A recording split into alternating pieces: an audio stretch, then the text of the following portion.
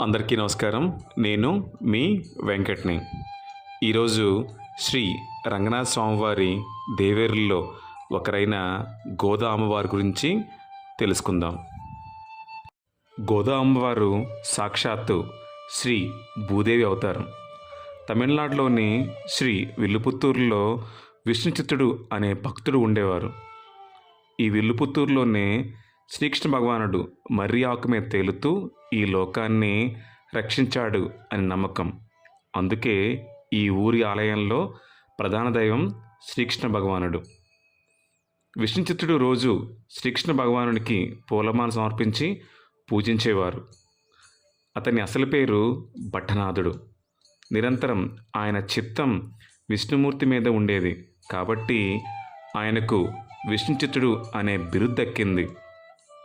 ఆయన విష్ణు భక్తులైన ఆళ్వార్లలో ఒకరుగా గుర్తించి ఆయనకు పెరియాళ్వార్ అనే గౌరవాన్ని అందించారు. పెరియాళ్వార్ అంటే పెద్ద ఆళ్వార్ అని అర్థం. పెరియాళ్వార్ రోజు స్వామివారిని పూజించడం, స్వామివారికి పూలమాల సమర్పించడం ఇది అతని దినచర్య. పెరియాళ్వార్ ఒకసారి తులసి మొక్కల కోసం పాదులు తీస్తుండగా ఒక పాప కనిపించింది తులసివనంలో. ఆమెను సాక్షాత్తు దైవప్రసాదంగా భావించి ఆమెను పెంచుకోసాగాడు విష్ణుచిత్తుడు.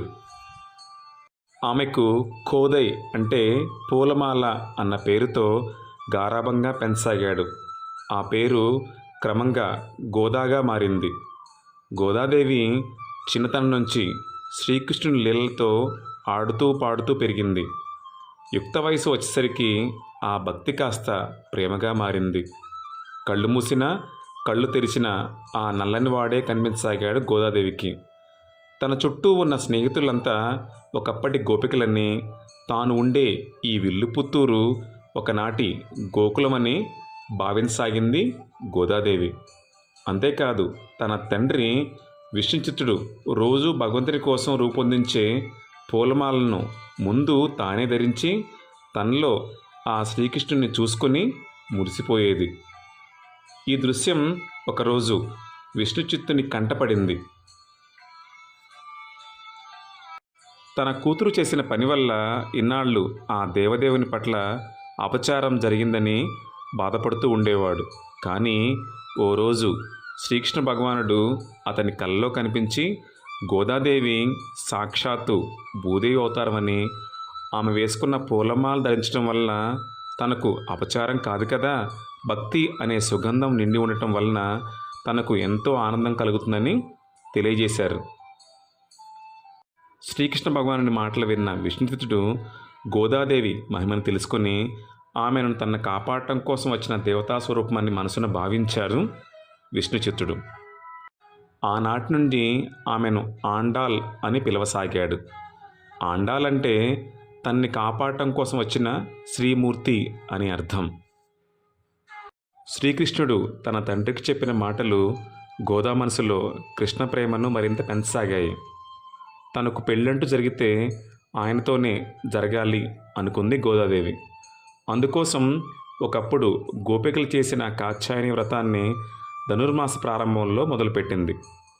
ఈ వ్రతం చేయాలంటే ఆహారానికి, అలంకారానికి సంబంధించిన చాలా కఠినమైన నిర్ణయాలు పాటించాలి. అలా గోదాదేవి తాను వ్రతాన్ని పాటించడమే కాకుండా తన స్నేహితులకు కూడా ప్రోత్సహించింది.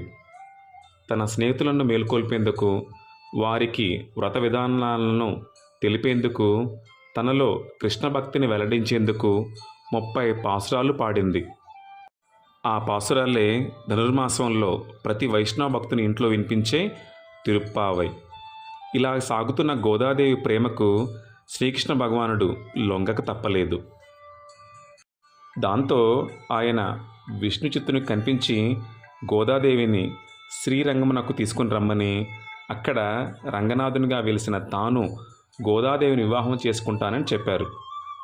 శ్రీరంగంలోని ఆలయ అర్చకులకు కూడా ఈ విషయాన్ని తెలియజేశారు శ్రీకృష్ణ పరమాత్మ. శ్రీ రంగనాథుని ఆదేశాలను విన్న విష్ణుచిత్తునికి ఆనందానికి అవధులు లేకుండా పోయాయి. వెంటనే గోదా అమ్మవారిని, విల్లుపుత్తూరులోని ప్రజలను తీసుకొని శ్రీరంగమునకు బయలుదేరతారు. అక్కడ వారి రాక గురించి ముందే తెలిసిన అర్చకులు వారిని ఆలయంలోకి తీసుకుని వెళ్తారు. పెళ్లి కూతురిగా గర్భగుడిలోకి ప్రవేశించిన గోదాదేవి అందరూ చూస్తుండగానే ఆ రంగనాథునిలోకి ఐక్యమైపోతుంది. ఇదంతా మకర సంక్రాంతికి ముందు అనగా భోగి రోజు జరిగింది. అందుకే ప్రతి వైష్ణవాలయంలో భోగినాడు గోదాదేవికి విష్ణుమూర్తికి కళ్యాణం జరుగుతుంది. ఇది గోదాదేవి చరిత్ర. నిర్మలమైన భక్తితో భగవంతుణ్ణి ఆరాధించిన ఆయన తప్పకుండా అనుగ్రహిస్తాడు అని గోదాదేవి చరిత్ర మనకు తెలియజేస్తుంది. కావున అందరూ నిర్మలమైన భక్తితో భగవంతుణ్ణి సేవించి ఆయన కృపా కటాక్షంలో పొందగలరు. సర్వేజన సుఖినో భవంతు.